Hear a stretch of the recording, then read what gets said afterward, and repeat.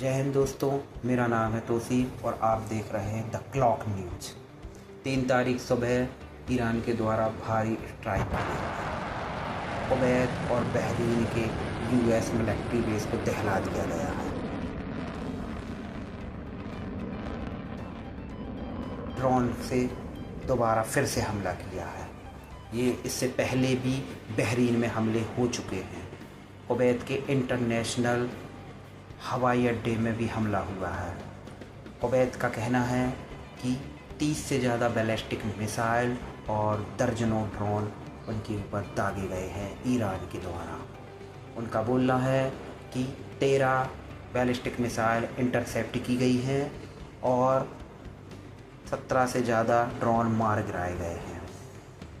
यहीं बहरीन में दोबारा फिर से हमले हुए हैं, वही बहरीन जहां इससे पहले भी ईरान ने स्ट्राइक की है। बहुत भीषण तबाही मचाई है यूएस मिलिट्री बेस को।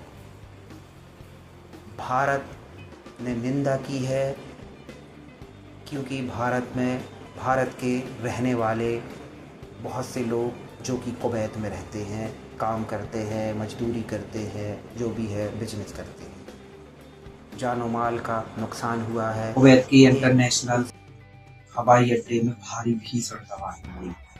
कुछ तस्वीरें हैं जो कि सामने आई हैं और वीडियो भी सामने लगातार आ रही है। वहीं कुवैती डिफेंस मिनिस्टर का नोटिफिकेशन जारी हुआ है कि हम लगातार दुश्मनों के ड्रोन और मिसाइलों की मार गिरा रहे हैं। वहीं अमेरिका के नौसेना पे भी हमला किए गए हैं ईरान के। उनको भी उनके एयरक्राफ्ट जो कैरियर है उनको पीछे होना पड़ा है। साथ में कुछ ईरान के द्वारा इराक के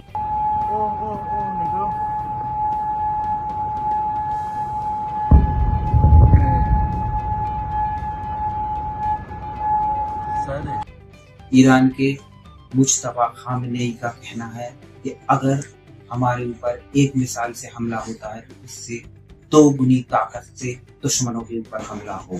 IRGC को संदेश मिल चुका है खामनेई साहब का कि अगर दुश्मन हमला करता है तो 2 गुना ताकत से हमला करना है और अपने देश की इज्जत, अमन और अमान को बहाल करना है। क्या लगता है दोस्तों आपको कि ईरान पीछे हटेगा या पीछे हटने वाला है क्या ईरान?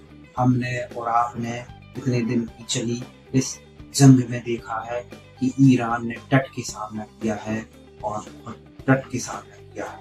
उनके लोग और वहाँ की पब्लिक, वहाँ की आवाम एक साथ खड़ी रही है अपनी सरकार और अपने IRGC फोर्स के साथ। IRGC फोर्स जो आने वाले वक्त में शायद लोग बोलेंगे, हम आप भी बोलेंगे कि दुश्मनों के खिलाफ वो बहुत ताकत से लड़े।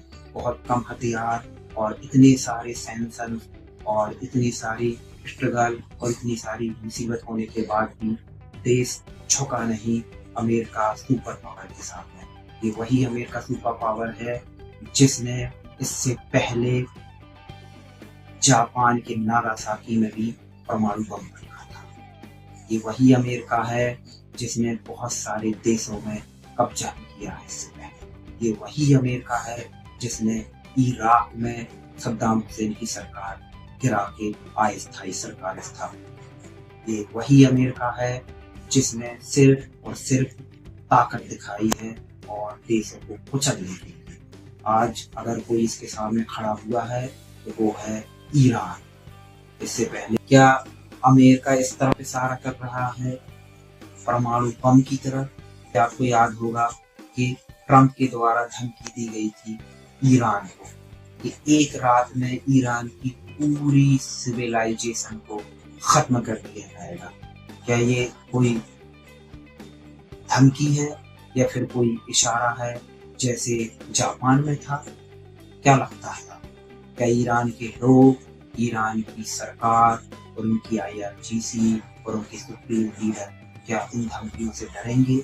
और आपको क्या लगता है? हमें ये भी कमेंट में बताएं कि ईरान सीज फायर दोबारा करने के लिए एग्री होगा, राजी होगा? ईरान का कहना है कि हमेशा जब डील मुहाने पे पहुंच जाती है, कंप्लीट होने वाला होता है सब कुछ, इस अचानक उसी टाइम पे अमेरिका या फिर इजराइल कोई ना कोई कुछ ना कुछ हमला या स्ट्राइक कर देते हैं। तो क्या ये डील तोड़ते हैं? क्या आपको क्या लगता है? वहीं एक खबर और है दोस्तों, हाल ही में लिए गए ट्रंप के इंटरव्यू में ट्रंप ने कहा कि कुछ गलतफहमी या कुछ गड़बड़ी या परेशान होकर के हमने बेंजामिन नेतन्याहू को पागल बोला है। तो क्या आपको क्या लगता है कि ये इनके बीच में कोई दरार पैदा हो रही है या फिर वही याराना है, पर्दे के पीछे कुछ और बाहर की दुनिया में कुछ और? वहीं इजराइल का बोलना है कि ईरान आग से खेल रहा है। इजराइल का बोलना है कि इजराइल की सेना और अमरीकी नौसेना तैयार है पूरी तरह से ईरान पे हमला करने के लिए। ईरान गलती कर रहा है जो आग से खेल रहा है। लेबनान का कहना है कि दक्षिणी बैरूत में इजराइल भारी तबाही मचा रहा है। वही बात और हर चीज की तस्दीक करके लेके आएंगे। हमारे चैनल के साथ जुड़ें, हमें सब्सक्राइब करें, शेयर करें दोस्तों के साथ और लाइक करें। हमें थोड़ा सा अपना प्यार दें, हमें आपकी सपोर्ट की जरूरत है। सच्ची और अहम और निडर पत्रकारिता के लिए हमारा साथ दें।